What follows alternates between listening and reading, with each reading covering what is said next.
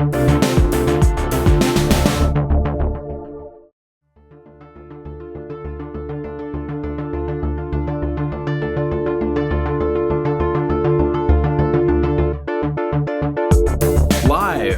Berlin.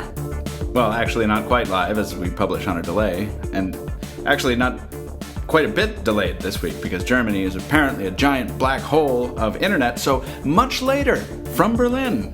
It's the special IFA wrap-up edition, episode 060 of the Pocketnow Weekly, the once-a-week podcast from Pocketnow where we discuss smartphones, tablets, and the state of mobile technology in 2013. I'm your host, Michael Fisher, editorial director at Pocketnow, and today I'm joined by the man who's boldly put up with my complaining all week, Pocketnow's very own Fernsehterm expert and my roommate for this trip, managing editor Anton D. Nodge. Good morning, good afternoon, good evening, everybody. Tony has asked me to remind all of you before I start complaining once again about my total lack of connectivity in this country. Can't take one more. That we are recording in the evening. It is probably... It is 11 p.m. local time. It's 11 p.m. local time, so we have I just realized this. We just made it.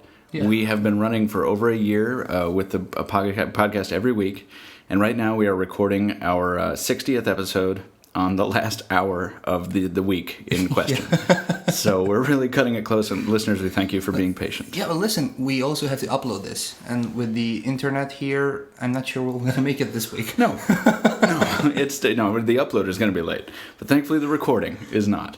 And these internet problems are not something that we're going to talk about forever, but my God. We are currently... in a black hole. Yes, in a gully of connectivity. Tony and I are presently hunched over a microphone, which is perched precariously on a really sweet mic stand. No. Let's take it from bottom up. Okay, so we've got sweet Romanian leather suitcase, followed by... a MacBook Air... I think it's a retail box. Mm-hmm, retail box. Followed by a Best Walk quality footwear shoebox. Italian. Italian, yes, indeed. And I have no idea what this is. Well, topped all off by our the trash can. Our hotel trash can. I can't believe it. Of course, well, I had to. And on top of that is our trusty Blue Yeti, which we are sharing today. So you're welcome for the awesome voice quality. I think we're going to take the gain down just a little bit because I'm looking at the waveform. You wanted to replicate the Fernsehturm. The Fernsehturm, yes. Which we haven't been to the top of yet. Not yet. So we had plans, Tony and I, to go out into the country. We've just finished covering the International Funkausstellung Berlin, the Berlin radio show, the IFA. The second and last day out of the 6 show days. Right, exactly, yeah. It's only the second day of the show, but we're already done. All the big tech news has landed. And we were going to go out into the country tomorrow. We're going to talk tech news in a second, guys. Don't tune out yet. But we were going to go out into the country tomorrow per my request. I've seen Berlin before, but I've never seen Germany's beautiful countryside. Or to Poland. Or to Poland. Yeah, we were going to do all these great things, but instead what I think we're going to do is walk into the O2 store down at the, where is that? Alexa Shopping Center in Alexanderplatz. Yes, staffed with wonderfully nice people who I really actually enjoy speaking with. Who have no idea what to do. But I really want to smash a chair through the window. I'm not going to do that, and they're wonderful people. You should buy things from them. But man, don't buy a prepaid card because they don't know how to work those things. Interestingly, I didn't have these problems, but I feel you, man. I mean, it's been a mess. Combine that with the fact that at our hotel, the Wi-Fi signal at the hotel is not at all, does not penetrate our room except for one point in the room. In which we are now. Right. And and also the cellular signal does not penetrate the walls. So we have GPRS or Wi-Fi in 1 square foot. Yeah. So we've been soldiering on, but thankfully the press room has had internet. Welcome to Berlin. Thank you. Yeah, the black hole of internet expression is not out of the blue. Somebody on Twitter who follows me was like, "Welcome to Germany. We ain't got no internets." And while we got here, I have a sweet story. I think Michael flew like 7-8 hours. 7.5, yeah. 8 hours, and of course he didn't close an eye the night before the flight. Mm-mm. And interestingly, I didn't manage to get some sleep either before my 14-hour drive here to Berlin. But it just so happens that once a year, not just so often, once a year I prepare for IFA. That's the day before I leave for IFA. Mm-hmm. And guess what? Microsoft decides to buy Nokia. HTC decides to announce the Desire 601 and 300, and my room is a mess. I'm packing everything. I can't find anything, and my feed is moving like crazy, like scrolling constantly, and I have to post news because we need to bring news to you guys. So it was a mess. I saw that happening. And after that, we probably have slept like 15 hours combined. Yeah. So what happens at IFA is that, or at any trade show, really. IFA stays at IFA. That's right. Unless you podcast about it, in which case Yes. everyone knows. But what happens at trade shows is that the big brands will make their announcements of their major products days before the show actually starts. They have special events. They know everybody's coming to the shows, but they have them early. So this year it was Samsung. But you know what? I had that in mind. And since IFA started officially on the 6th, Right. we were here on the 3rd. The second or the third? I flew on the second. I landed on the 4th third. in the morning. Yeah. Okay. And we had everything, like accommodation, flight plan, to the letter. Like months in advance. And boom, before we head out, like we got invites from Samsung, from Sony, from everybody. Yeah. And we just can't really make it. But next time we'll get 1 week earlier here. Well, we did, and we made it to Samsung, which was good.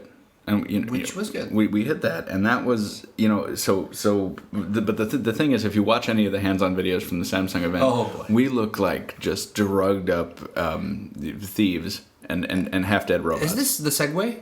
Yes, because we're talking Samsung, Because we're talking Samsung. which is easily the biggest announcement of the show. All the Sony fanboys just left. It is. They're my least favorite people of the week now. I've attended After the a comments. couple of Samsung events, and I've also seen some live coverage of the probably worst Samsung event ever. We can say this, the New York's S4 event. The S4, yeah. This was more interesting. I'll tell you. But at one point, I glanced over to Michael, and he had like eyes open like a millimeter, and through my 1 millimeter aperture opening, I was like, dude, I'm falling asleep. And he was like, yes. And the music was so loud, I could feel the bass in my chest, but we would still almost doze off. Yeah, it's very true. And I do want to say, you make a good point. I was thinking about this, and it's not something I've said yet. Samsung has a history of treating its audience, kind of in a patronizing kind of way. And the company did not do that this time around. We didn't have a tap dancing child on stage. We didn't have this hokey musical theme. We did have a lot of the short vignette videos, and the host, whose name I can never remember, who hosts a popular gadget show in the UK, was a little, over the top, as he was hired to be. But the event. No comment on that. The event did not insult our intelligence. But we were at one point incited to yell more and longer and stronger and louder than New York. New York. God. Yeah, then there was the New York event. So I'm glad we weren't at the Times Square event with, what was the name of that band? Icona Pop. Yes, indeed. Icona Pop is an awesome band, and you should check it out. Yeah. Anyway, the products that were announced. Let us move on. Yes, let us please move on. Easily the biggest headlining event. Everybody already knows it. It's the one that's been beating all the other devices in our scores, the Galaxy Note. You mean the Gear? It's the Galaxy Gear, the new smartwatch. That's just smartphones are dead, people. It's the Galaxy Gear. Galaxy Gear on one wrist, Pebble on the other. That's how we do things. No, the Galaxy Note 3, their latest addition to the Samsung phablet line. Tony, what were your thoughts as we saw this thing unveiled? About the phone? About Samsung's presentation? No, because the presentation, I think people are most interested about the phone. Yeah, but I have a Note. You have a Note? Oh, I have a Note as well. Would you have a Note too? No, I have a Note 3. Oh. You don't. I almost bought it at the O2 store. Holy crap. By the way, if you go to that O2 store, never mind, let's not blow up their spot. Okay. So, thing is that Samsung was probably either trying so hard to fix a mistake which was ongoing for a couple of years, or they have completely lost their memory. About 70% of the event was concentrated on the new leather back of the device, of the premium build, on the new direction. And I glanced at Michael and I told him, dude, those people who really loved Hyperglaze will be disappointed. So all 6 of them. Yeah. Point is that Samsung really did not emphasize at all on the specs. Not so much on the software. There were a couple of hints dropped, but the build itself, the leather bag. There was a special video of a bookmaker guy. Yeah, that's what opened up the whole event. There's this guy in a dusty workshop, painstakingly hammering away at this. No, me too. Yeah, and it becomes clear that he's building a notebook. And when he finishes it up and he closes it at the end of this video, and he's so proud of this work, and it's hand-stitched leather, and I think it just says Note on it, right? Yeah, and the front and back seem to match the back of the Note 2, right? Note 3, I'm sorry, and the sides, the aluminum, seem to match the pages. Yeah. Oh, right. No, good call. I didn't... Okay, so the sides of the Galaxy Note 3, if you look closely at our video, they're striped, and it's almost as though there's some... like a electric pencil sharpener from 1950 with this like really fine detail, these rails on the side. But no, you're right. It more suggests paper in a notebook.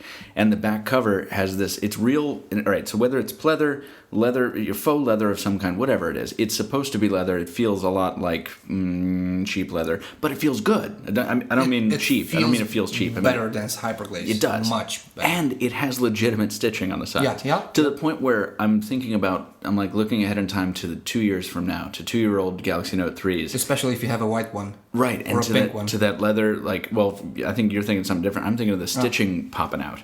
I'm thinking of the stitching getting loose. Of the white thing, and it's not necessarily the leather or faux leather, but the stitching becoming dark, dirty, greasy. Right. But I think that's going to make it look cool. So here's the thing, right? I think the stitching, the stitched leather is going to be as polarizing as some other finishes have been. I think some people are really not going to like it. I didn't know what to think about it for like a day. And now I really like it because it's something different and it's not hyperglaze. Would you agree if I said that Samsung replaced a gross material with a gimmicky one? I hesitate to use the adjective gimmicky when talking about Samsung because it's been overplayed, with their feature stuff. And I still use it. You know what I mean. But I know what you mean. Yes, it's a hook, right? Yeah, it's like a thing where it's like, hey, we got a leather phone. And we're premium. Right, but I have to respect them. I haven't seen another phone manufacturer do it, and we are used to saying Samsung just kind of do what everyone else does, just like a quarter later. Correct. And unlike Apple, they don't always do it. They don't usually do it better. So I really have to give it to Samsung that they didn't just pull a usual and do like an HTC One copy. And aluminum thing. I know it's not time for that. We'll get to that later. But also the Galaxy Note 10.1 2014 edition has the same leather or faux leather stitching on the back. And in another example of attention to detail on Samsung's part, all of their tables in their booth are covered in the same leather pattern within it's stitched on the sides. So their presentation has improved, dramatically even in the year that I've been covering this show, which isn't not a long time at all. So I really think that it was nice. Now, what about we still have things to talk about on the Note 3. Well, we know the specs. We knew the specs before the event, so let's not talk about it. We got a Snapdragon 800 or an Exynos octa-core. Yeah, we have the camera, we have the 3 gigs of RAM. 3 gigs of RAM, right. And 3200 milliamp hour battery. 1080p display. Question. Yes. The Note 2 had a 31 milliamp hour battery. 3100, yeah.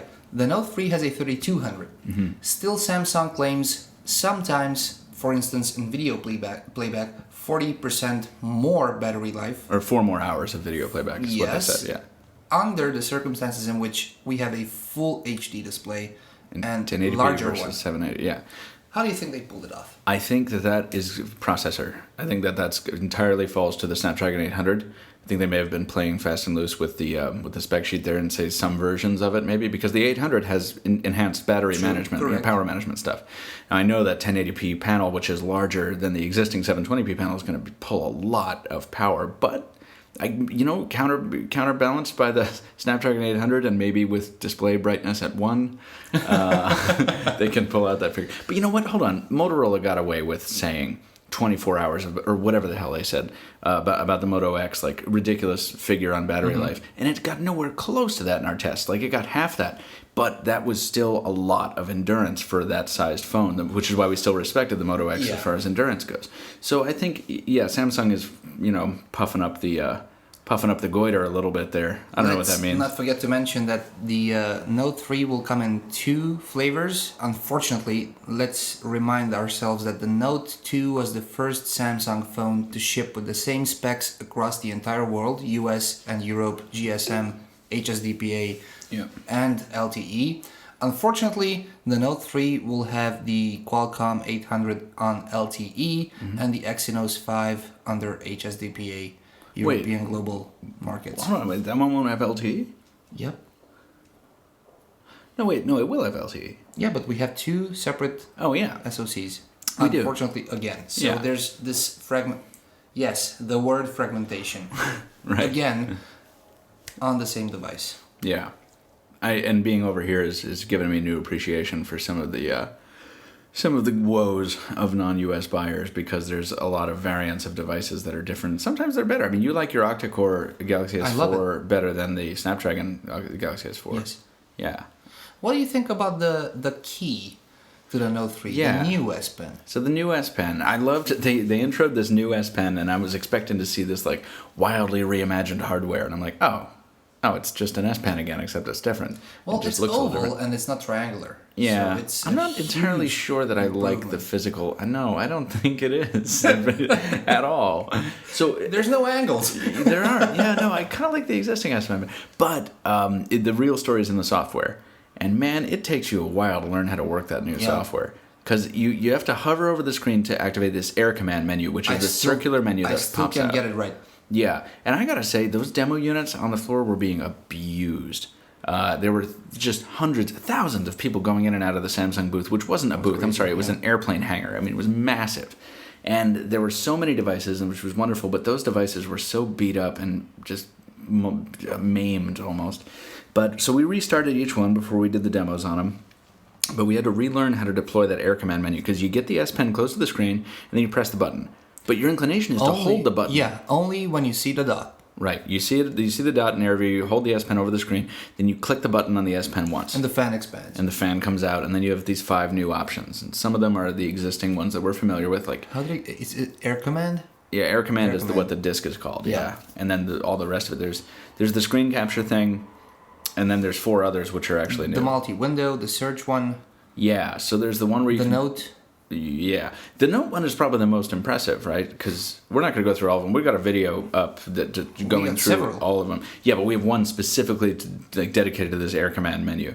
And but that's my favorite one, is the note taking one. I'll ask you for your favorite one, but so the note taking one, you can write in. Yes, you can write in a name and it'll transcribe it, but you can write in a name and a phone number, and then dump it right into the contacts, and the phone will be smart enough to recognize that. You can write in an address, and the phone will jump you into maps, and it'll be like, oh yeah, that's right here. So, and you said it before, so now you put the word in my head. Yes, it's gimmicky. Yes, I would still be faster typing it in than using the S Pen. So ultimately, I don't see how much use this is going to get. But for some reason, it impressed me more than the S4's but, bevy of it's half-baked the tricks. same cliche. Why did you do it? Because I can. Oh, yeah. So gimmicks or not, Samsung makes sure to give you more features than you would ever need. Just in case you would need something, it is there. Well, it's true. And as long as it doesn't impact the performance of the device... Oh, we haven't seen that. everything. At least not on the phone. Right. But no, I mean, that's not the argument I've used before. The argument I've used before is like, yeah, you focus all your effort on this broad swath of features, and not a lot of them are going to make much sense in the long run. And so as a result, the features that make it to production are not as good as they could be if you only limited it to 3 or 4. But, I still think the Note 3 did a better job of that than the S4, because the S4 is like 40 features, and the Note 3 is only bringing 6 or 7 new ones to the table that are major. I'm sure, yeah, but these are specifically called out. I'm sure all the features of the S4 are there, like the Air View, Air Gesture, Smart Stay, Smart Pause, Smart Play. I didn't think about that. They should be. We have not checked, so yeah, we... But do you need that? Like, if you have the S No, Pen, do you no, need no. air gesture? So we'll see. I don't know. Let me ask you something. Yeah. Note 3, your favorite feature or anything about the phone? What do you like more about the phone? Hardware, software, presentation, anything? It's that leather back. Because Not necessarily the leather back, but the hyperglaze going. with Hyper being gone, yeah. And as I'm on record as saying that the Note 2 was not a badly made phone. No, it it's was a good much phone. better It's than a the good S3 and better than the S4 in some ways. But I'm glad to see Hyperglaze go. But I'm also glad, if you put yourself in the shoes of a regular buyer, okay, and you're investing in a phone that's going to carry you through a 2-year contract. For me, if I were that regular person these days, I would definitely look at the Galaxy Note 3 with its, yes, it's stitched leather, but its massive array of features that are tightly tied to the S Pen, which I like using because it makes me use the device better, and its accessory wave, which more accessories than I've ever seen launched with a Samsung product. That is awesome. It looks like it's supported. Absolutely, it looks supported right from the start. It looks like it's going to be a jewel in there. It's well thought out. Yeah. So I that whole array. What about you? Do you have a favorite? I applaud Samsung for managing to pack a larger screen in the same form factor and reducing the bezels to close to minimum. The screen is. I don't like Super AMOLED screens. Let's make clear of it. They're too vibrant, too much color. Love them. But yeah, I know, I do. Even on your Lumia, you have like saturation. The standard is set on vibrant, and you have like 2 notches above that. Yeah. No, but Tacky. The fact that they managed to put a larger screen inside the same body and reduce the bezels on the sides, that I think is applaudable. Yeah. No, I agree. That's my favorite feature. Leather, nah. S Pen, never used it. It is a good phone, a fast phone. The specs will surely get you through the next 2 years. So there's no doubt about that. I have one last thing to say about this before we move on to another device. One of the features in the fan is called S Search. Yes. Is that what it is? It's S Search? The search thing. It's S Look or something. Yeah, it's S... whatever it is. It is a feature which allows you to search. Right. It's a system-wide search on the phone. But that itself, the functionality is exciting enough. But when you go into it, and you see this in our videos... DOS-like the UI. Yeah, but it's cool. Like, it looks like it's ripped right from Holo. It looks like you're jumping into stock Android for a second. With these... but with fonts that are thinner yet bigger... It's very readable, it's very cool, it's very comfortable. Nothing like the rest of the UI. Nothing like the rest of TouchWiz. And you know what? That's a breath of fresh air, because TouchWiz, in my opinion, is just as cartoony and it just gets lamer with each passing month. So I wonder if we're getting a peek at the future of TouchWiz in that Samsung-designed S-Search. Because it's in line with the hub and the other Samsung stuff. It is, but maybe some developer at one point overlooked that aspect and just rushed the thing out the door. Yeah, they just forgot to apply the theme. It doesn't. Oh, you didn't put the balloons up. Oh, yeah. All right, just get it out. Just nobody's gonna care. Yeah. Yeah. So anyway, I'm very much looking forward to getting Note 3. I don't know if I'm going to be the one to review it. I would hope that I am because, I would like to follow up on my Note 2 review, which I really enjoyed doing, and I'd like to carry the Note 3 again for a little while, so I think it's going to be fun. I would also like to carry one. Yes, well, maybe we both will. It is a good show phone. Yes, it's a great show phone. Well, we know that already. Yes. So I want you to lead us in on this next device. Okay, here's a question. Because it's your most favorite device ever. Take note. Yeah? What goes best with the Note 3? The S Pen. Okay then, strap it on your hand. What are you getting at, Tony? Is there a companion device?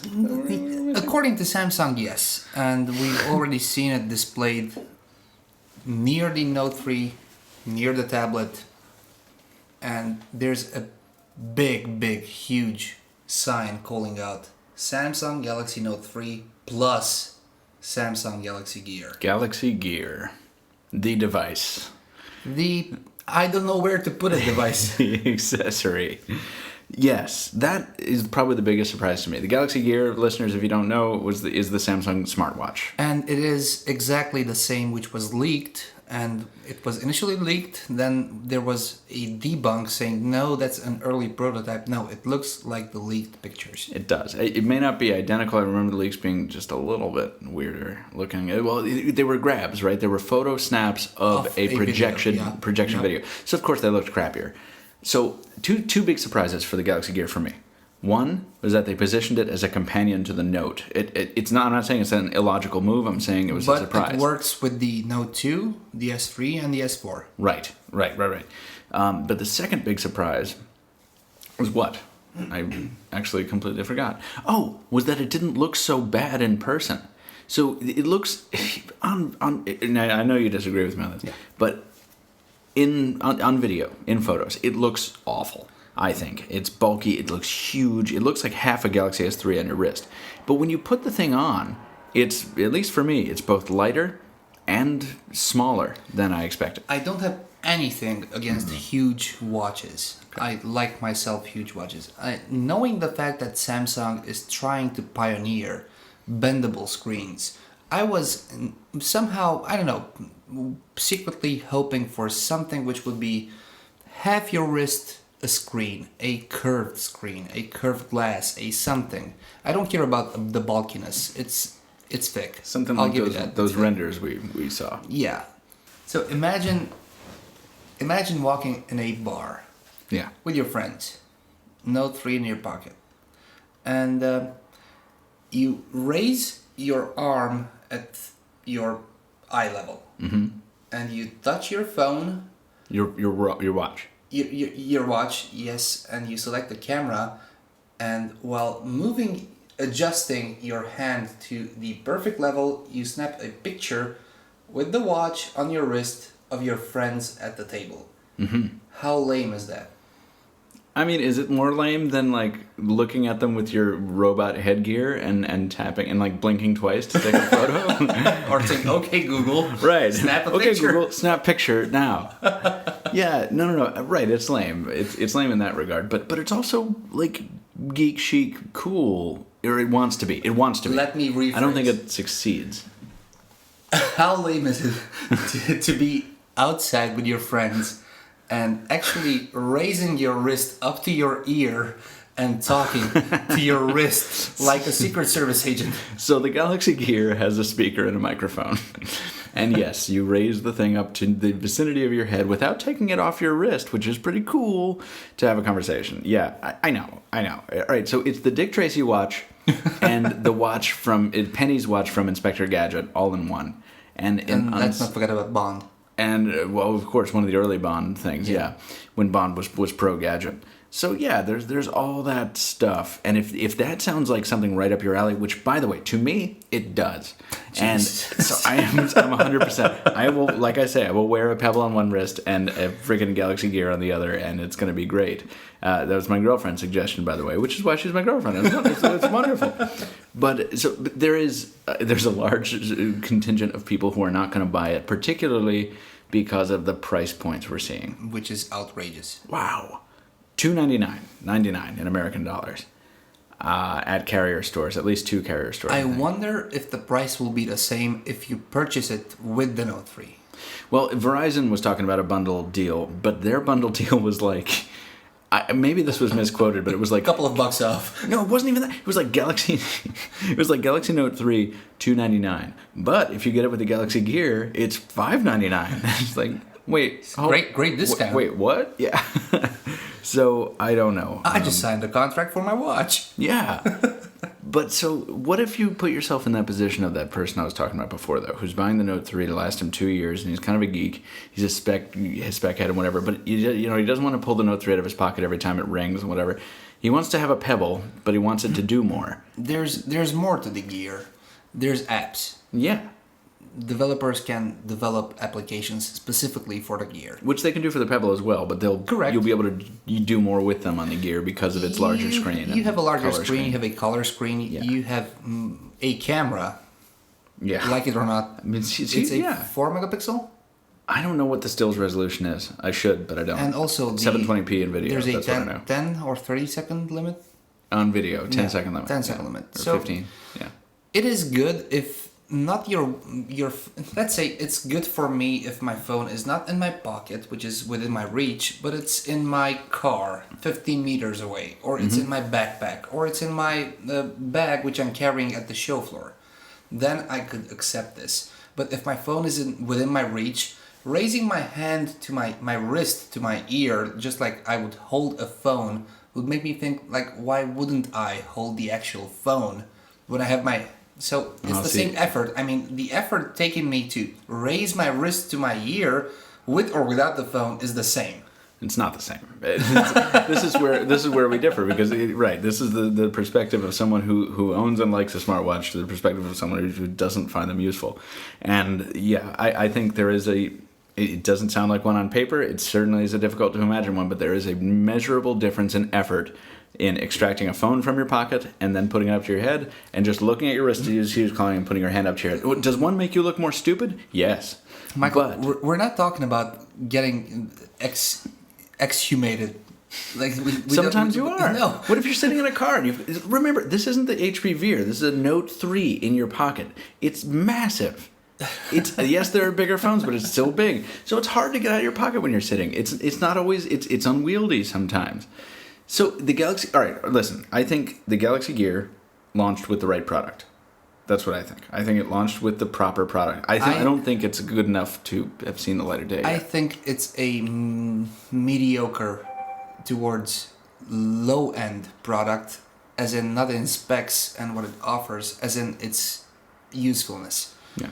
It shouldn't be on the market the way it is today.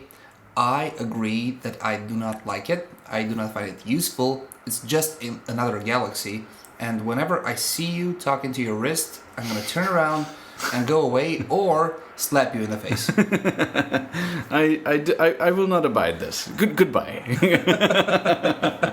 Well, the Galaxy Gear is going to be hugely polarizing. Yes. Yeah, but I don't... Listen, I think when it comes time for... I predict that when the Galaxy Gear 2 comes out, which it will, because Samsung has plenty of money to blow on this, we are going to sit there and say, or at least I am, Tony's going to sit there and say, I told you, the first one was crap. And I'm going to say, no, well, the second one is what the first one should have been. That's what I will say. Because the first one feels rushed. You know what else the Gear is a companion to? What? The Note 10.1 2014. Wow. I wish we had like transition sound effects for our segues, because it would be nice. Yeah. Yeah, go ahead. I was thinking, is Samsung in the car business? I mean, it's 2013, September the 7th. The date of the announcement was September 4th. Yeah. And people on the stage were talking about Samsung Galaxy Note 10.1 2014. Yeah. Just like the Chevy. Right. The Ford or the other companies. Well, if there is an industry that's like, relatable, comparable to another, I mean, it's mobile phones and cars, right? Nowadays. I mean, you have model years, you have enthusiasts, you have, spec heads versus people who like the ride, correct, the experience. You have fanatics on each side and the audiences, and you have a lot of different brands vying for attention. I love the Note 10.1 2014, You do? and I hate it at the same time. What do you love about it? I like the fact that it feels finally like a well-built tablet. Oh yeah, physically. Physically, yeah. Yeah. Holding it it's not too heavy, it's not too light. The material is finally not slippery. Mm-hmm. It is leather or faux leather, regardless. It feels good. It feels premium. The screen is good. It has the same resolution as the Nexus 10. Mm-hmm. But the software, I think Samsung has a lot to work on, or devices we've seen are really, really early software versions. This is the problem with the Note, the larger Note. Because the Note family is weird, it's segmented. The Note 2 has, the Note 1 and the Note 2 have really, really good software. It's responsive, it's running on powerful hardware, it's great. The larger Notes, it seems like the bigger they get, the more they lag. The more features they get, the more they lag. Yeah, but one could argue that the Note 2 has just as many features as the Note 10.1 2013. But the Note 10.1, the first one, lagged like crazy. The Note 8 has its moments where it stutters. Yes. It's not the most responsive thing ever. And the Note... And then this one... And this one we only saw on the show floor, and, like we said, those are abused devices. The Note 3 was even lagging on the show floor because they were getting just, hammered. But... Okay, review devices or not, show devices or not, I cannot, in 2013, accept that it needs 3 seconds to switch from portrait to landscape. That was crazy. That's not a super high processor using activity. No, I just need to flip and rotate. Mm-hmm. And it takes like 3 seconds at least. There's a video to show it. Yeah, prove it. yeah, and that was not unique to that unit. I mean, they were. So I'm worried about that. I worry about the larger Notes because they always tend to bog down. And it's not about the specs because the specs, they are on paper probably it's the fastest tablet out there. It's like 3 gigs of RAM. It's like a super fast 800 Qualcomm processor. Right. It's the software, unfortunately. Yeah. And TouchWiz doesn't show any signs of getting lighter anytime soon, so maybe we just have to hope for optimization. And hopefully. Yeah, I don't know. And the features of the S Pen are the same. So those who buy the Note 3 can buy the 10.1 2014 and use the same Air command stuff. Exactly. Yeah. Everything is the same. Even the back is the same. So they go well together as a family. They're a nice family together. Would you like to buy them as an entire family? Well, that's arguable. This is a really good question, and I think we need to move on after this, but you've raised an awesome question to end up on. Doesn't the Note 3, doesn't the whole smartphone or phablet-sized Note family totally obviate the need for the larger ones for a lot of people? Because I remember I wrote an article like 6 months ago or 8 months ago, like, with a phone this big, who needs a tablet? Yeah. Because really, they're huge phones. Well, fans of the brand will always buy everything. Of course. Like you have the iPad, you have the iPod, you have the iPhone, you have the iMac, you have the Apple MacBook, TV. yeah, everything. Yeah. So if you're a Samsung fan, chances are you'll get the Note 3, and you already have the S4 and the watch and the tablet. Well, if you're a Samsung fan with a lot of money, who invested well. Yeah. Do you need all those? Probably not. No. But that's up to you. Yeah. Well, Samsung fans are certainly vocal, but they're not the only ones out there. And the Sony fan group is also very, very, very loud and in vocal, the comments. Yeah. And so we had some interesting feedback from our hands-on treatment of the Z1, which we also compared on the show floor to the S4? HTC One and the Galaxy S4. Yeah. Yep, in cursory fashion, as we usually do. On the show floor, guys, when we are comparing devices, these are not studio quality, day-long filmed scripts, where we are very thorough and which we enjoy doing. These are like just harried on the spot 4 and 5 minutes, like, oh, what is this one? What's the spec? And while you do that, there's a lot of people hustling you, waiting for you, hoping that you die on the spot so they can get their chance to meet the phone. And you have to actually fight your way to get that video up. So if we forget a spec, we have a typo or a mistake or anything, that's not because we are morons. It's because it's just the circumstances it's a very under which we had challenging environment. Yeah, exactly. But the Z1, I really like it, except, and we'll talk about this, and I'll tell you what I don't like about it. Yeah, well, the Z1, you really like. Well, what do you really like about it? I like the fact that it follows the Xperia Z's display of aspect.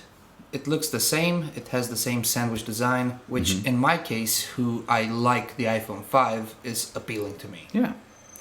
I like the screen if you look at it dead on. I've read your comments. Why would you ever look at it other than dead on? Well, I like my privacy. Because most of the times your phones are not dead in front of you, but probably on the table, on the bed, on the sofa, on your dashboard, wherever. You can't always look at your phone dead on. You just need to glance at it. And if you glance at it and you can't see anything, you need to pick it up. Now, I don't want to pick it up. I want to see things from the side.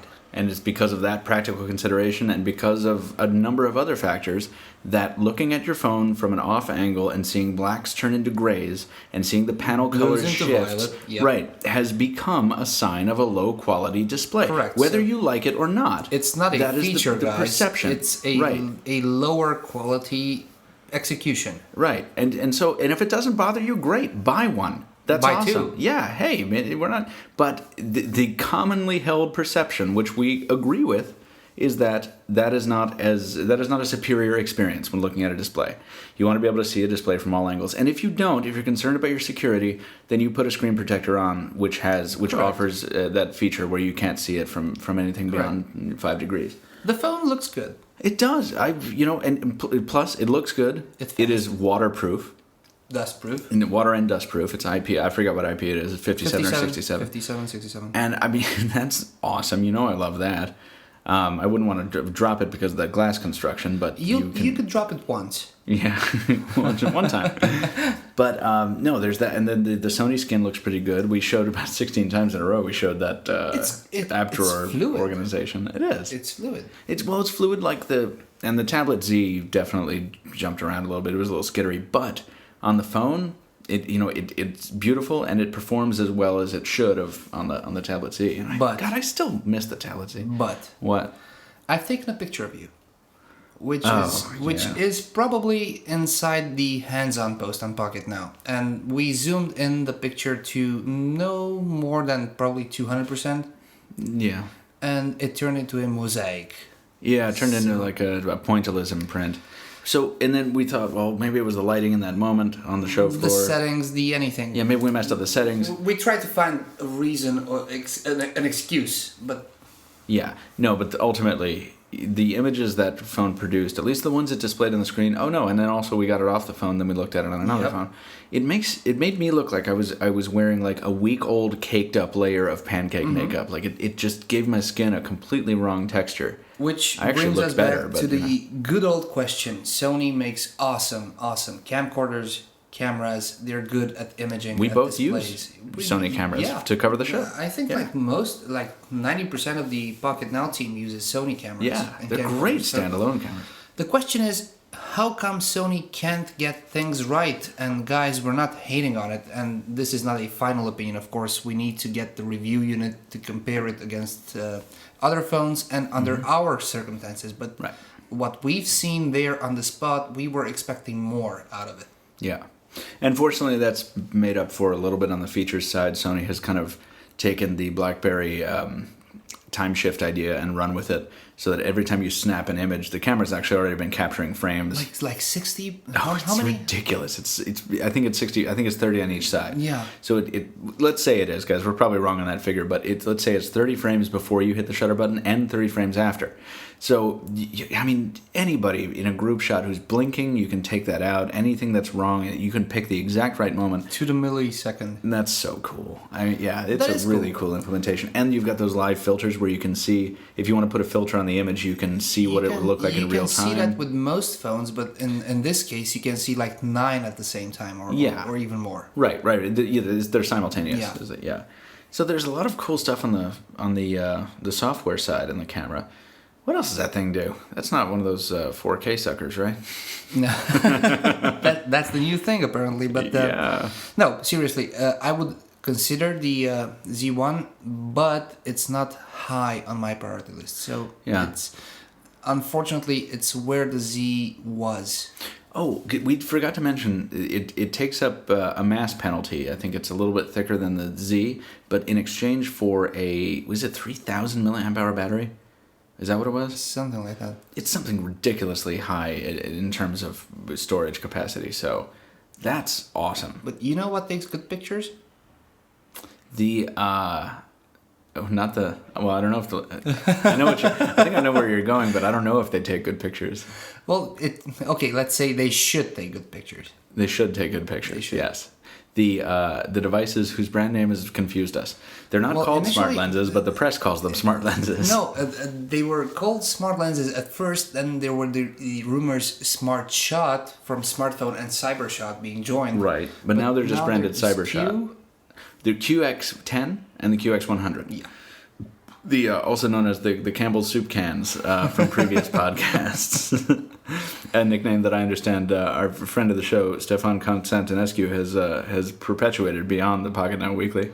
I think I'm about the only person who would carry such a lens. Probably. I mean, like, every time you say something like that, I just check in with myself and be like, how do I feel? Do I feel the opposite? Well, then Tony probably feels that way. No, we had to make this clear. These accessories work with every Android phone, given it runs 2.2 and above, or something like that. So something not from 2 years ago, but something rather recent, right. And even with iOS.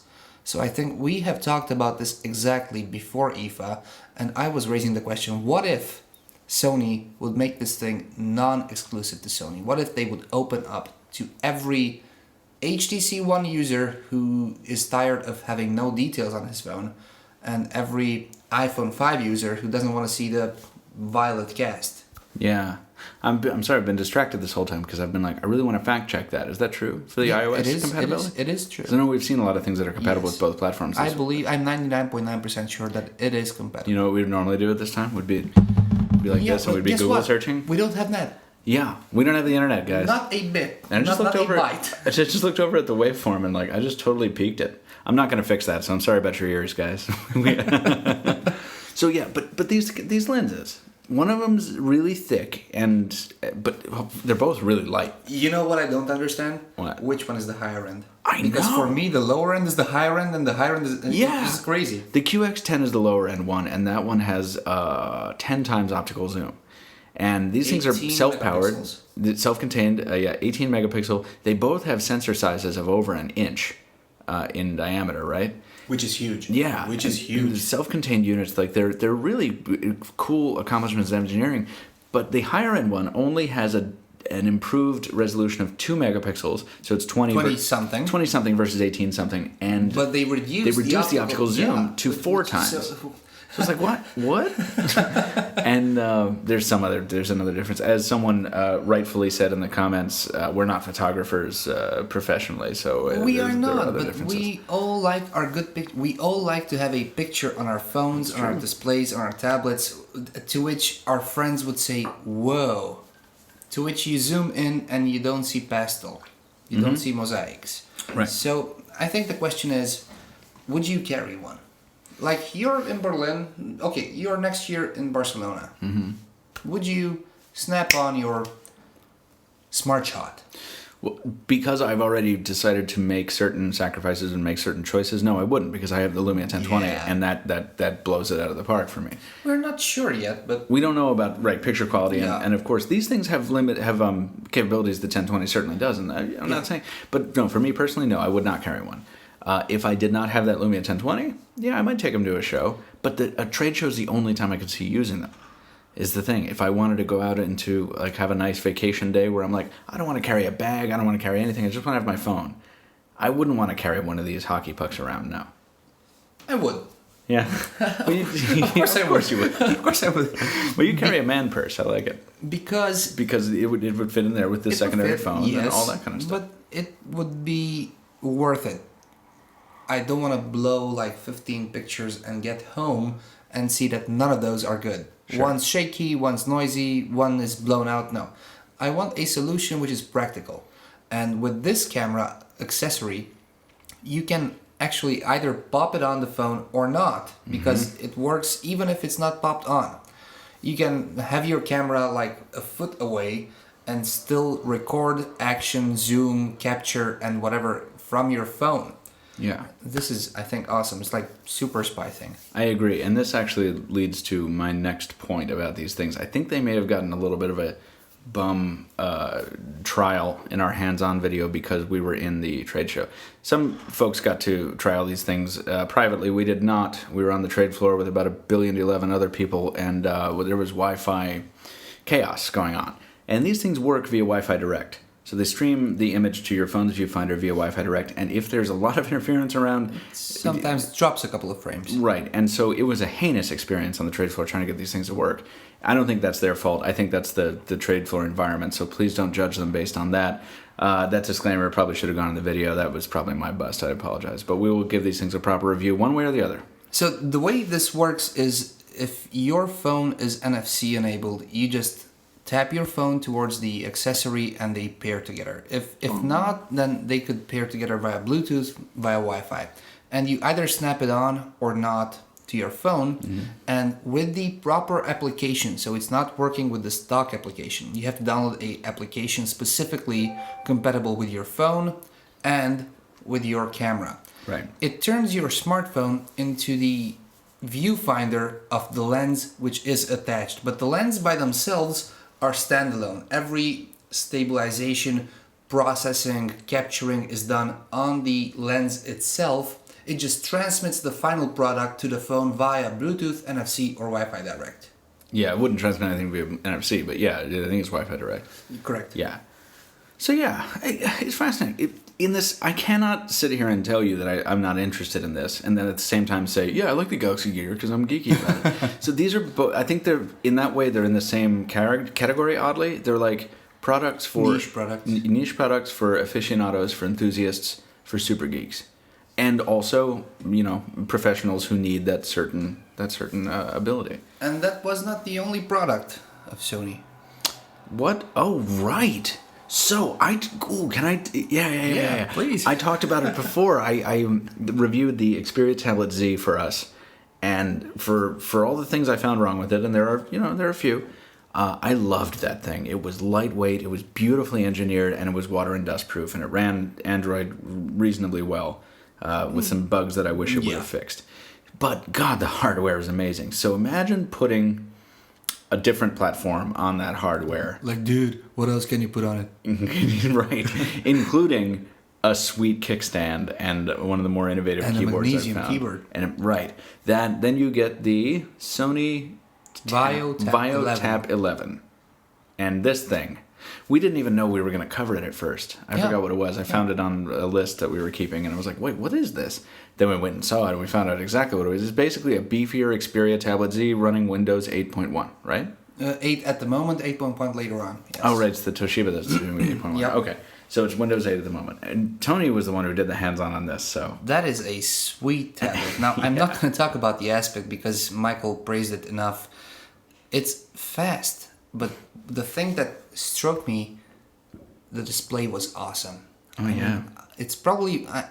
I love displays, but this was something like I've never seen before. Specs includes Haswell processors, i3, i5, 128 gigs of storage, 4 gigs of RAM, so just the usual, lots of ports. And the keyboard is something... usual. It's pretty... I mean, there's some cool stuff in there. Yeah, but for Windows tablets, it's okay.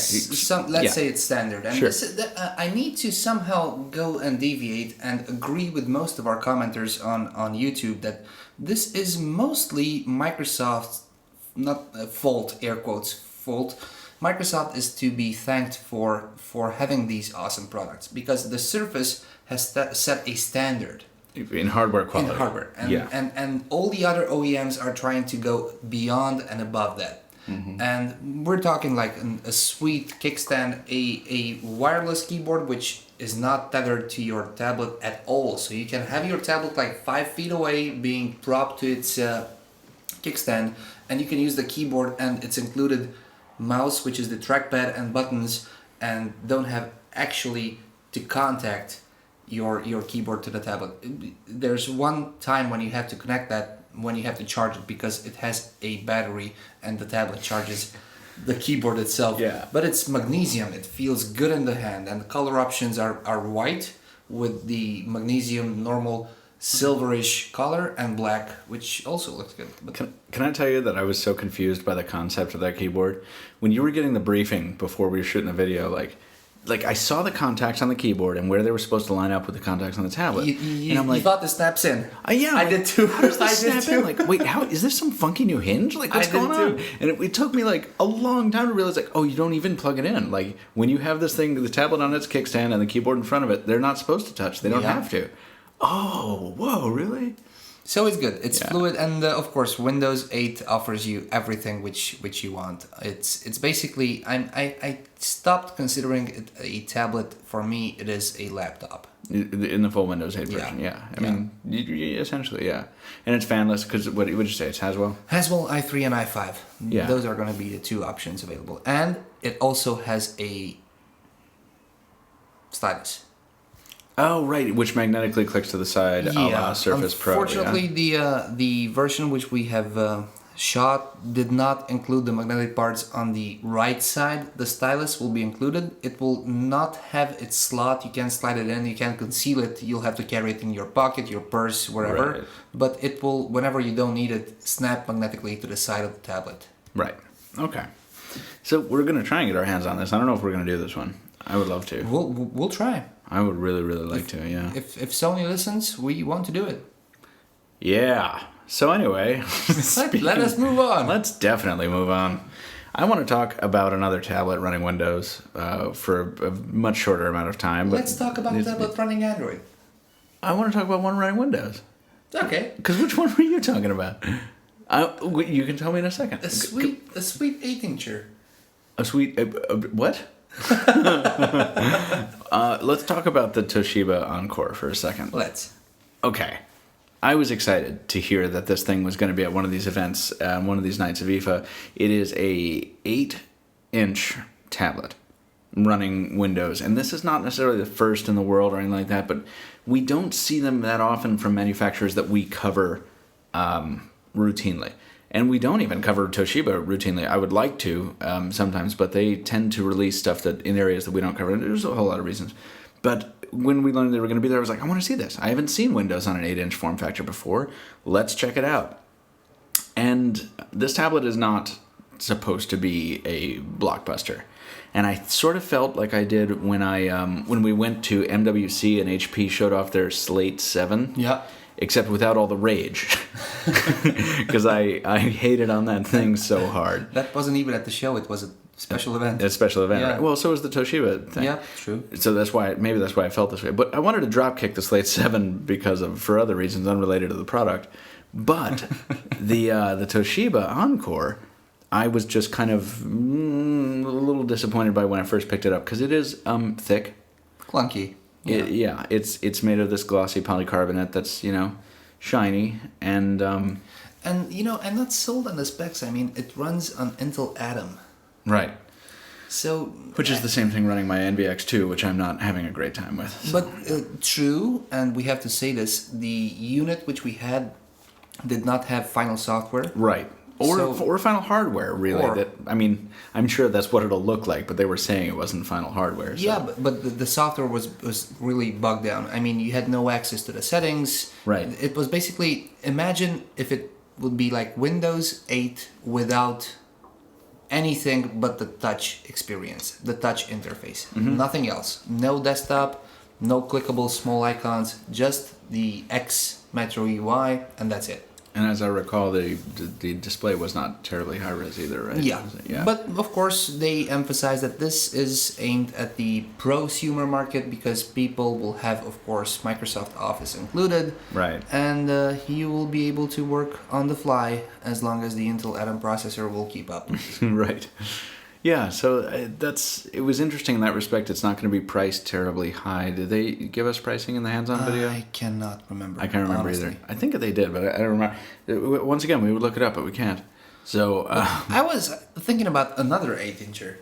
what were you thinking about? The LG G Pad 8.3. Oh, yeah. You forgot about that. I legit forgot about that. Before we do that, I'll have to tell you that the first contact I had with the LG G2 was here at IFA because you, Michael, were at the event. The New York City event with Adam Lane. Yeah.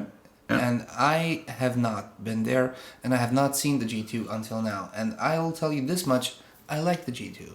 Yes. I like yes, you do. Yeah. despite the fact that it is hyperglaze all over, and maybe not hyperglaze, but hyperglaze-ish or hyperglaze-like.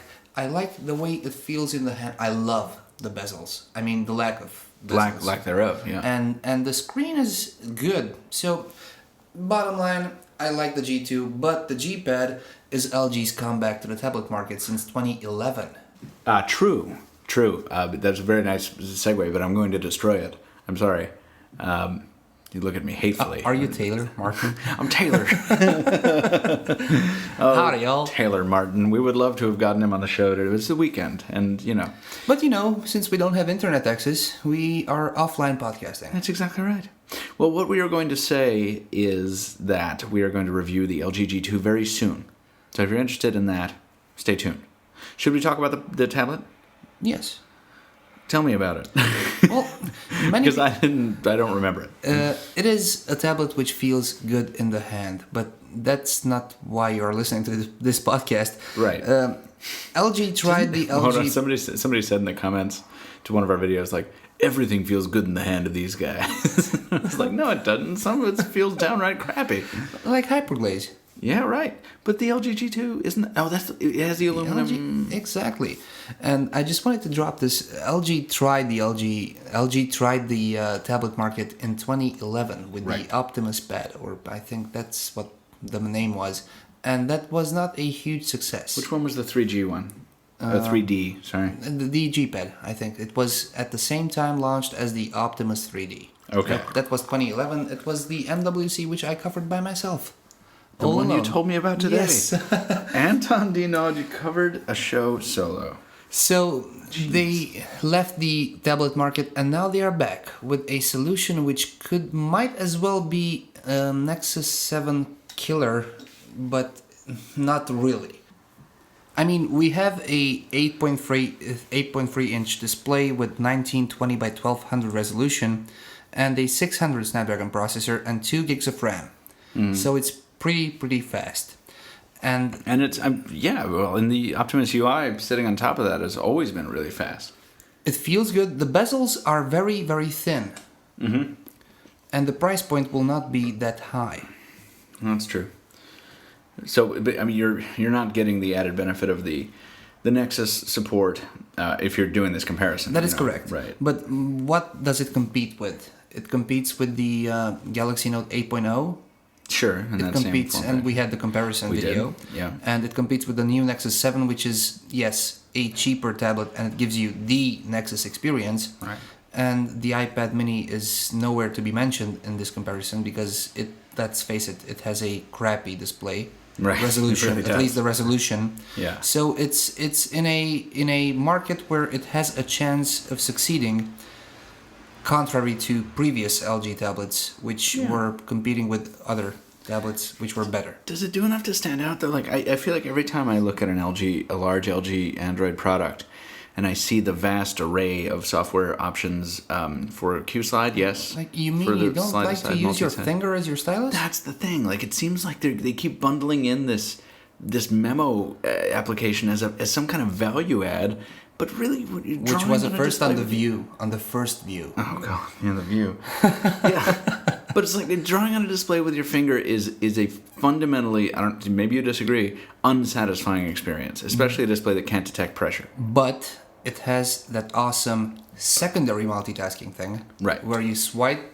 to the left with 3 fingers, and then you swipe again on another app with 3 fingers, and swiping from left to right brings up a, guess what, WebOS-like, card-like experience. Yeah. Where you can swipe off applications to close them, which we said in the video, yes, WebOS is now part of LG, and we understand it. I'm not sure there's a need for another solution for multitasking. I mean, the Android one is good. So this is what I didn't mention and when I was watching the rendered hands-on video, I'm like, we should have mentioned this. But this is one of those things that you don't think of when you're on the floor sweating and getting elbowed in the face by 14 people. But like, or drooling, or drooling from your open mouth, which one of us did. You have 3 different means of multitasking on this tablet. You have the Android press and hold to home, the cards, and then you have the LG QSlide applications, and then you've got slide aside. And to use slide aside, you need to use 3 fingers to go left or right on the screen. It's like it is a gesture that's so cumbersome that I had to do it for Tony. In the hands-on video, leading to many hilarious comments. Actually, I did laugh. Let's not comment on the comments. Yeah, but so why do you need this? I mean, other than like, I'll tell you. I don't understand. Because you can. Right, yeah, but is that a good enough reason to do anything? I mean, because it's there, is that sufficient reason for climbing the mountain? I'm sure nobody will ever use it. I mean, like it's swiping with 3 fingers versus tapping a button.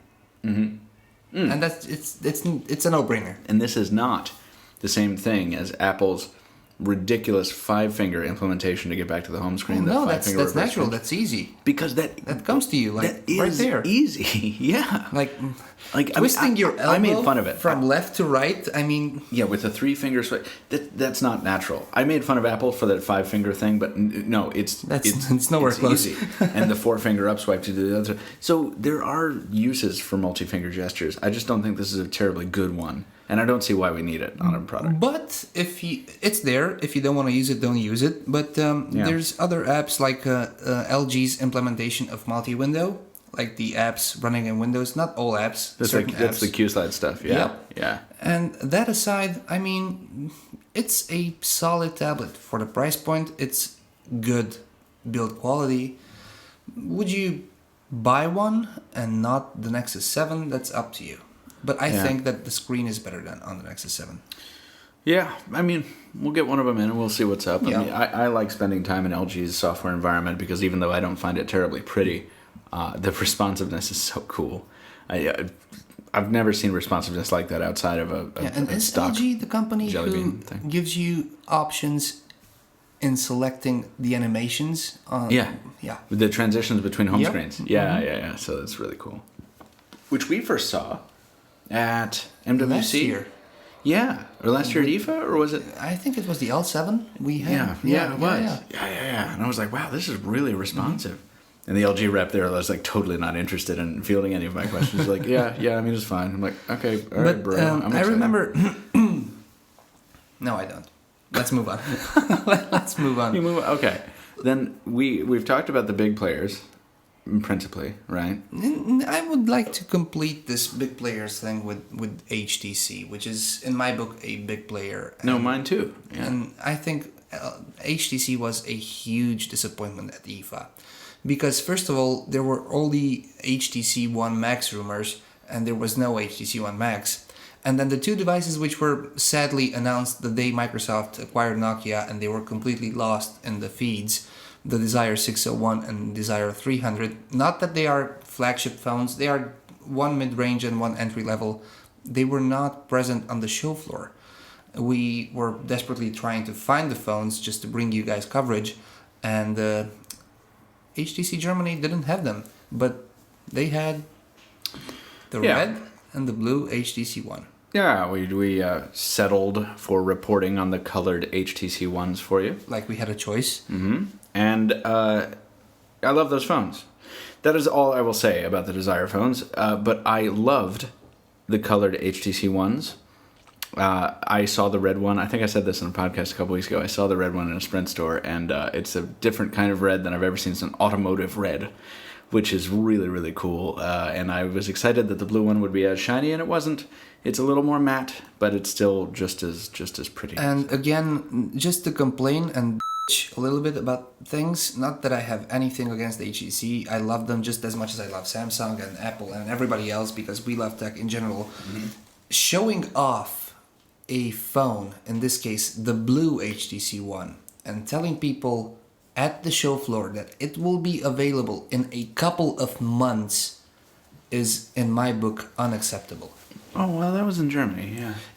In Germany, yes, but it just so happens that IFA is a German consumer electronics show. Making a solid point. So I'm not sure what HTC is up to. The phone has been announced. It's been leaked like over and over and over again. It looks good, yes, but guess what? If you're in Germany, you can't buy it. At least not until October. Which is not great. But right, you've got to consider that there are manufacturing lead times for this kind of stuff. They're only making a limited batch, right? And they've got to allocate them. I agree they should allocate some to the country in which they're making the announcement. It would be logical, well, they yes. didn't. They didn't. They announced it before IFA because it wasn't an IFA announcement. It was like a couple days before. Yeah. Yeah. But it was an IFA announcement still. Oh, they had it on the floor at IFA. But anyway, yeah. And one more thing, another key player, which is Nokia, had the 1020 on display. And guess what? It was not the AT&T 1020. Right. It was the international 1020, which will arrive at some point in Europe. Mm-hmm. It was launched as an AT&T exclusive, then it got in China, but still there's no trace of the 1020 in Europe. We have seen the phone. It looks exactly just like the AT&T one, minus the AT&T branding. And I think it runs a slightly different version of Windows Phone in terms of OS build, but I'm sure that they will at one point equalize the two versions across the continents. Yeah. And that's all I'm going to say about Nokia, because they didn't have anything else. The two phones which were displayed were the 1020 and the 925, the current flagships. Well, today, but last night we were able to snag some hands-on time with the 625. Yeah, we did.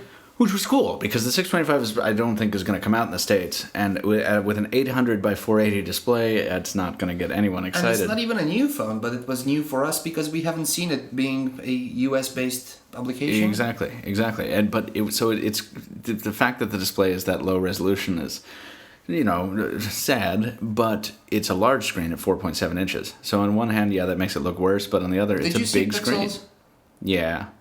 Did you? Imagine Brandon. Oh, Brandon would have just jumped off a railing. That was that night that you got told that you had the strange encounter with the German. Should we talk about this? Yeah. So Tony, I was talking to a new friend who I met at one of these events, and Tony comes back from outside, and he's kind of visibly put off. And what did you say? You were like, something interesting just happened to me. A well-dressed gentleman in its 55 to 60 years came to me. There was nobody else in the corridor. This was we're not going to drop names. This was a well-renowned hotel, a good hotel in Berlin. And he comes to me, he puts his left hand on my right shoulder. He looks me deep in the eye with a suitcase in his hand, and he says, quote, "They're coming."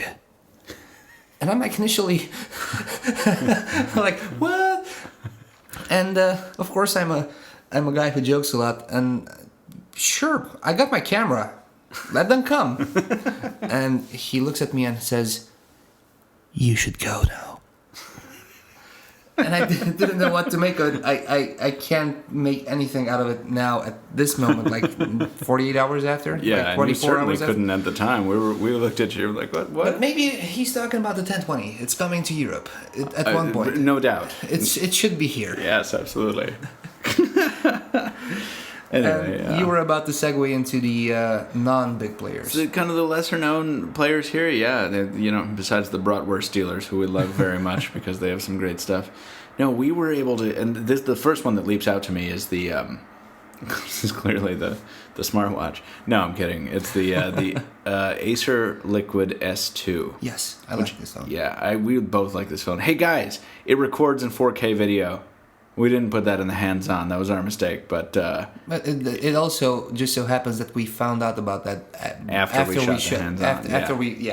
Not every company is keen on dumping a lot of details on you before you do a hands-on. Well, like usually they have these spec sheets, like says quad-core processor, a lot of RAM, like a super high-res camera, and you can't really make things out of it, especially if you don't have a rep which is knowledgeable enough. But in our case, the product manager was kind enough to help us with a lot of information, which was really cool. It was cool to meet some of the people behind this phone. So the Liquid S2 is a phablet, but it's not one that is marketed as such. It's a giant. It's not a phablet. It's a giant. Yeah, it's as a 6-inch display. It's like a Galaxy Mega. Yeah, right. It's like we said this. It's like the Galaxy Mega done right. Yes. The build quality of this thing is incredible. Wait for it. It feels great in the hand. It's premium. It does. And we had the red one, which really, and I don't like warm tones in my technology, we know this, but it looked great, and I would have gotten one. The inset detailing at the earpiece is also red to match the back, and the earpiece is nicely done with a subtle kind of V pattern up top. And the camera has the bezel, the aluminum-like, silver-like bezel, which is contrasty.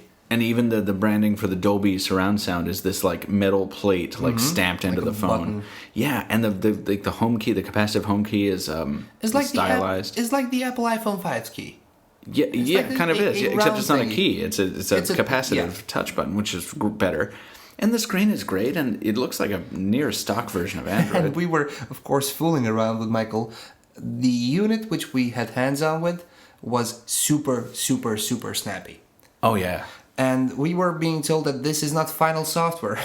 And we agreed with Michael that at some point they will manage to screw this up, bug it down, and introduce some lags and bugs. Right, so exactly. If you're listening, guys, just release it the way it is. Yeah. It's fast, it's good. Please. Yeah, I was very surprised. And then when we talked to Acer, and I believe this was all, this is all common knowledge, that Acer is not a big player in the States, and this device probably won't make it to the States we know of. Maybe it should. I mean, it should because it's a solid phone. I mean, I really like it. I would carry it, and I know you would. You like big phones. Yeah, I love it. Yeah, I love it. Well, let's get our hands on it. Maybe you could review it. I'll try. That would be great. It will not depend on me. I know.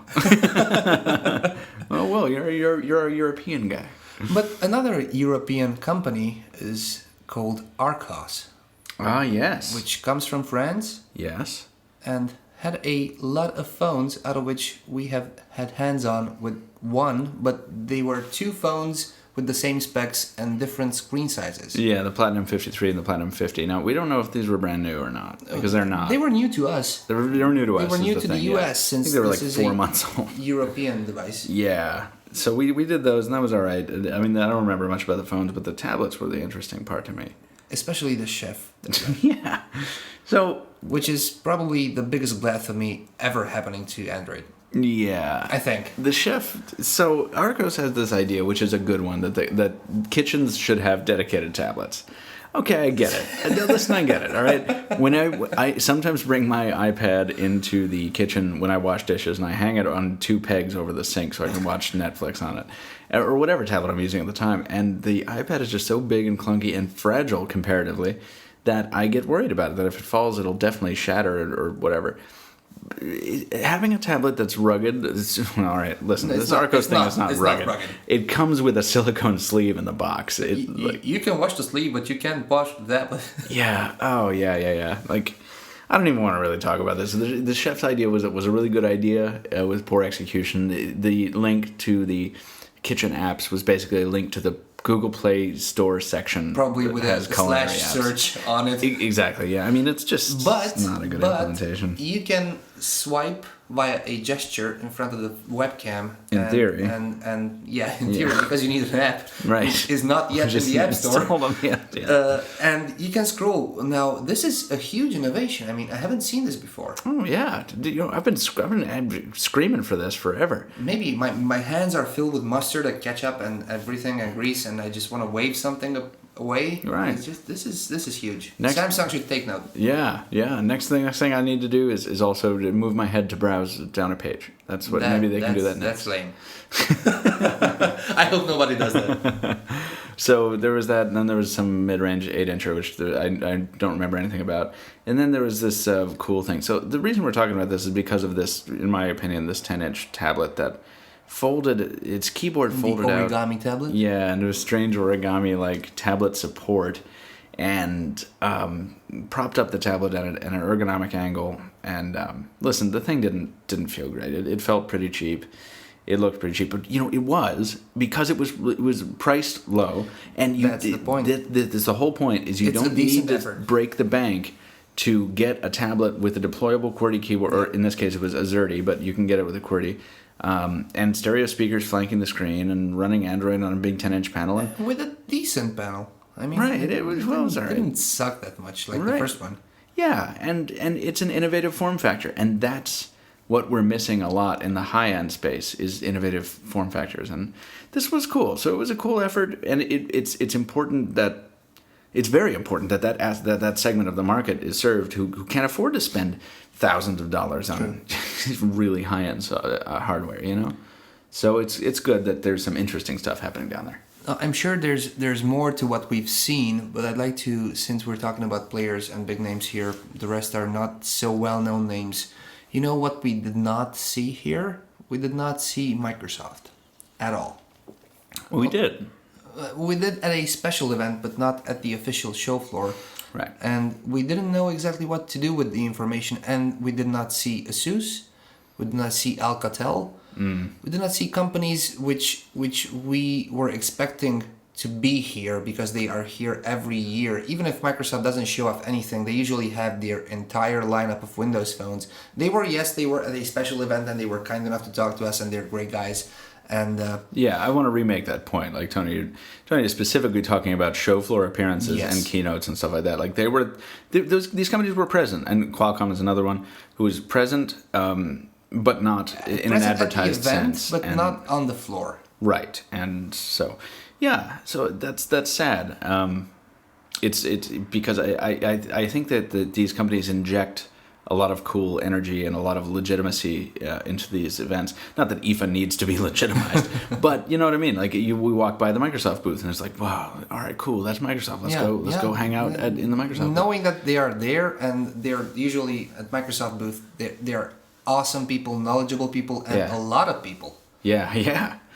So it's a shame to see some of these companies just kind of sequestered, and some of them didn't even go to the private events that we were talking about. Some of them, were even less visible than that. So, yeah, it seems like every show we cover, we talk about the decline of the traditional trade show model.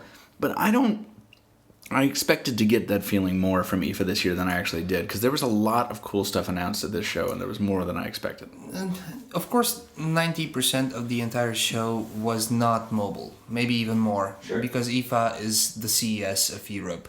We had appliances like refrigerators, still not, there's no WebOS toaster, guys, so we still don't have no hands-ons. No, but seriously, lots of accessories, lots of everything but mobile. But from the mobile part, I think that it was a little bit probably poorer than it was last year. Well, last year, I got to be honest with you, I don't, that Sony event I thought was really dull last year. But we had like 3 phones.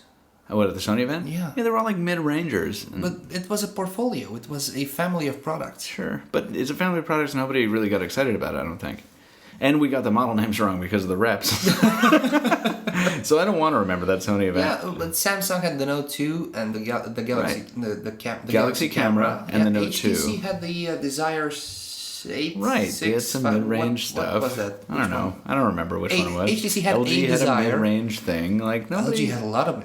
LG had like the L7. No, that was MWC, wasn't it? It doesn't matter. Like that's the thing. Just look at the Samsung events. Samsung Galaxy Note 2 and Galaxy Camera, right? At IFA 2012. Yeah. Well, now we have 3 products. And now we have 3. The Note 3 is more exciting than the Note 2. The Note 10.1 2014 is quite exciting. Yeah, more than the Galaxy 2013 Gear, version. and whether you think it's dumb or the most awesome thing ever, the Galaxy Gear is at least really interesting. In view counts, it's matching all the rest of our stuff. Yeah, it's but exceeding a lot if of it. Samsung and Sony wouldn't have happened, what would you say about IFA? I would not have come. So that's my point. No, it's a good point. Yeah. We will just have to keep on keeping pace with the industry as it morphs around us. Are we wrapping up? Because We I are. have a question. Yes. Out of your own pockets.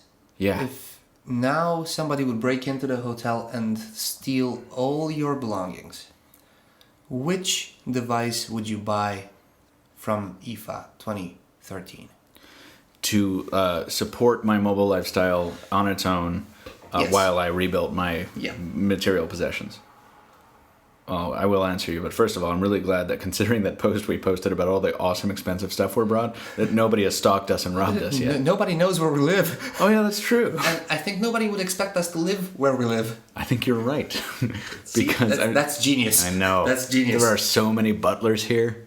Anyway, I think, bro, that I don't even need to think about this. It would be the Note 3. It is the most versatile product of all the ones I've seen.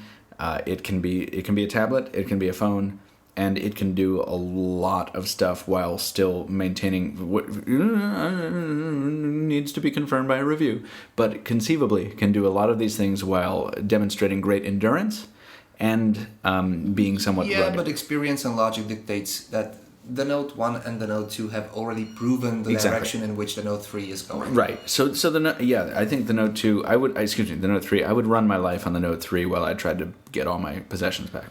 Well, Would be you. people know that I'm not a huge fan of the Note as the Note. Mm-hmm. The Note is for me an awesome phone, but I have never used, I used the Note as in the S Pen like probably twice or 3 times in my entire life. I always use the Note as a simple phone.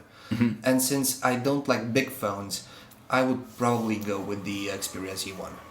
Xperia Z1 and now I'm going to contradict myself. I know what you're going to say. I would go with the S2, Yes. the Liquid S2. I just love the red one. It feels good. And again, my first contact with the LG G2, I loved it.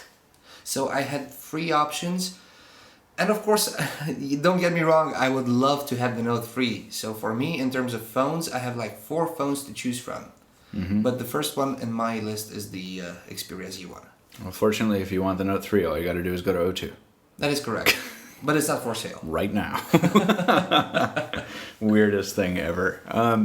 Yes. What about tablets? Would you grab the Tab 11 or would you grab the 10.1 2014? All right. The Note 10.1 2014 may well be a good product, but I'm I tend to shy away It's from the not larger ripe yet. notes. I don't think it is. We don't know that yet, but I have enough reservations to where... From what we've seen. Yeah, and heaven knows, just watch my After the Buzz on the Surface RT to know how I feel about some of the shortcomings of Windows on a tablet. But, I probably would go for that Tap 11. Because I really... You would too? Yeah. From hardware to the software that we saw. That screen was gorgeous. What a beautiful thing. Yeah. We know Sony can make those screens. Sony can make everything well. Yeah. Well, That's all. Yeah. In any case, we've seen a lot more. We are going to be having... Tony and I were alone in this hotel room for this podcast, but we have team members back home who, by the way, we should have given a shout out to way earlier in the episode because they've been carrying the text portion of the site while we've been gone. So everyone from Jaime to Stephen to Taylor to Brandon to Adam to Joe. I think that's... In a word, everyone. In a word, everyone who's been carrying Pocketnow back home while we've been gallivanting in Berlin. We thank you. And please do read their editorials and their perceptions of what's been going on here in Germany while we've been at IFA. And we will also be talking to them on next week's Pocketnow Weekly, which... To get their pulse. Say again? To get their pulse. To get their to get their impressions on what's been happening and receive their questions. Maybe you'll join us again on the show. I don't know, Tony. We'll see. We'll see. We'll see how it goes.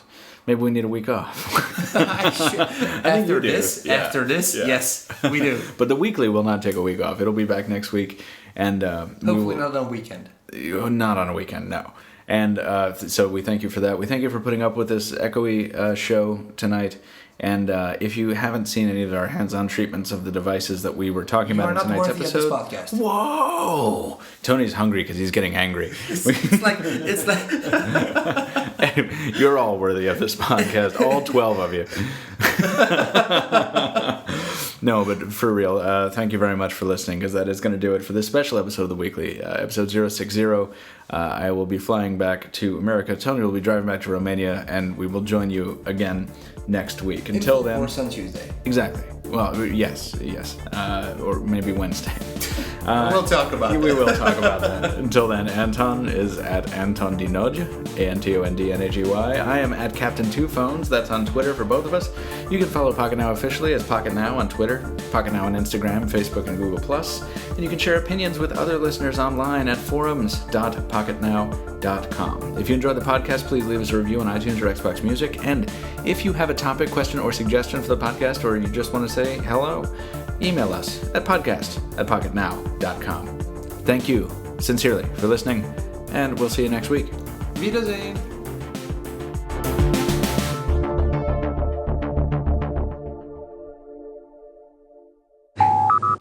It's a tablet which, I can't remember anything about it. That's the hard part. I can't remember about it. And the fact that it has a camera on the which looks like a wart on the wristband. Yeah, it looks like some kind of half volcano.